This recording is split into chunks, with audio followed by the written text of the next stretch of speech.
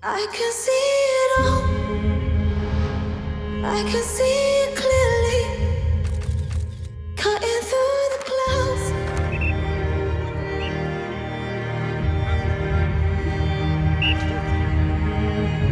Winning a state championship every year, there's nothing like it.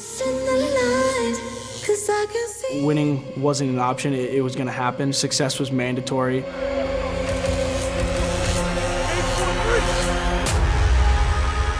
When you win at a high level for a long time, it's, I think, human nature that people want to see you kind of fall.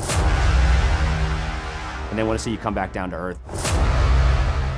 We take pride in it. We say, as long as people want to see us fail, it means we're winning.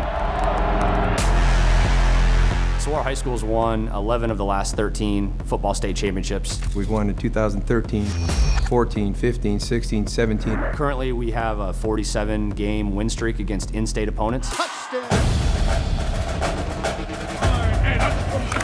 Catch made, touchdown, Saguaro. 4A state champ. We currently have 26 players on our roster with Division I scholarship offers. Mr. Electric. I'm Clayton Randall. I'm a senior outside linebacker. Israel Benjamin. Togan Hatton, Connor Soley. Currently hold an offer from Brown University. Air Force Academy.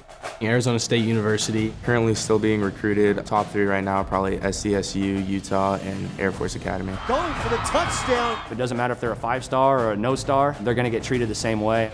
We grind. This is a year-round program.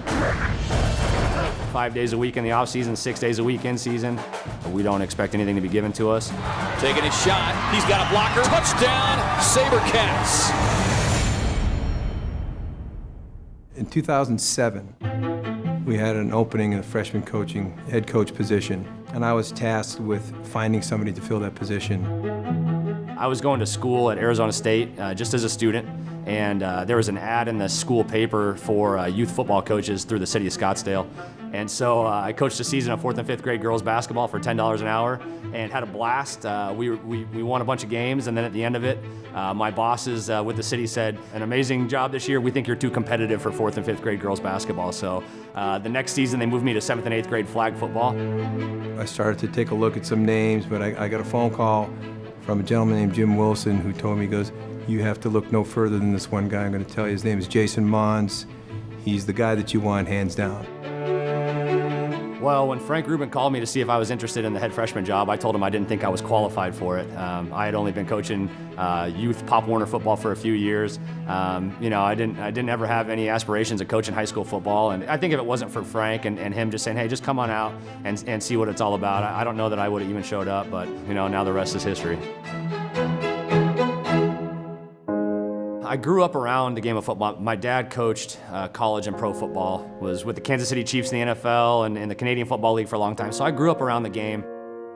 I'd go spend time with my dad, and I'd be in the locker room I was on the sideline for Grey Cups. I saw Doug Flutie win a Grey Cup with the Toronto Argonauts, and it was just a really special experience for me to be there with my dad. You see what it means to be a part of a championship team, and it was really special. And just seeing my dad, how thrilled he was. He was a director of player personnel and assistant general manager there, so he helped kind of construct that team and the players.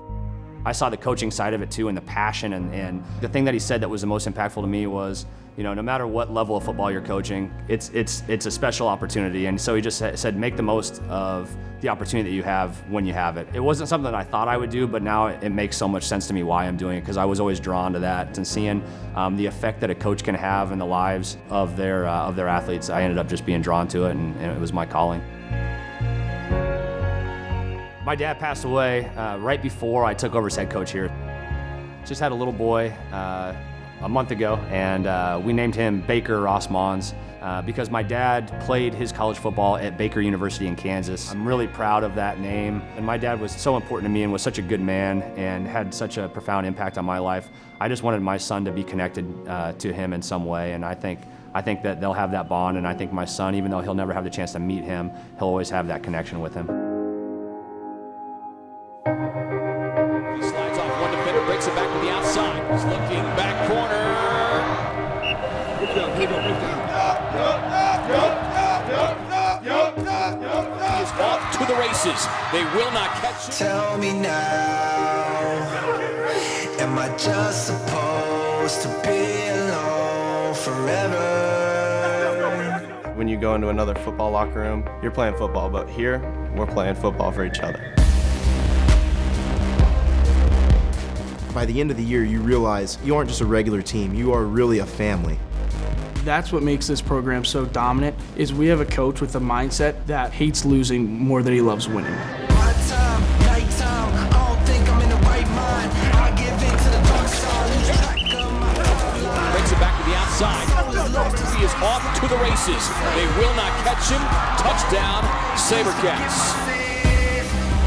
You don't understand how powerful a program is or the effect that a coaching staff and a head coach like Jason Mohns has had on their kids until they finally accomplish their goals and all the emotions come out at one time. And with no time left on the clock, there is your ball game. Tell me is it right?